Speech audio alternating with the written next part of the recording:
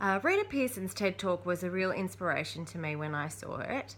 He was an educationalist that I could really admire and look up to, and she reminded me a lot of my favourite teacher growing up, who was a high school English teacher who was really passionate and knowledgeable about what he taught, and I found that really infectious, which is why I decided to specialise in literature in the middle years stream of this degree.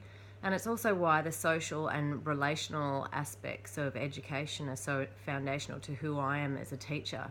So over the last 4 years in this degree, I've learnt the technical craft of teaching. So I understand how important it is to use assessments to find students' funds of knowledge, so I can teach them where they're at. I can implement effective assessments and use them as a tool to measure and report on student achievement. I understand and acknowledge that students have different learning styles. I also know how to find out what these are and use them to benefit each child's learning experience. I can differentiate between these learning styles and also between differing levels of ability. I understand how to follow the objectives of the Victorian curriculum and how to measure the outcomes accordingly. I'm able to use a cross-curricular approach in my unit and lesson planning, and I understand the importance of this. And I also understand and practice the policies of Child Safe. But these are all things that I've learnt how to do. Along with this comes my own personal approaches of teaching.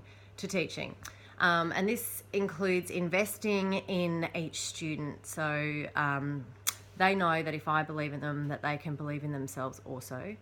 The importance of them experiencing success in the classroom in order to be engaged in their own learning. The importance of always creating engaging, dynamic, student-driven, teacher-scaffolded lessons.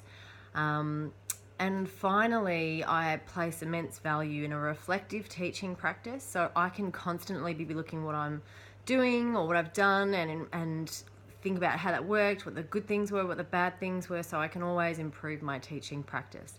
So like Dewey, I agree that school is a social institution and education should be considered as a social process. And from the perspective of the Melbourne Declaration, it's our goal as teachers to ensure that we're creating successful learners, confident, creative individuals, and active and informed citizens.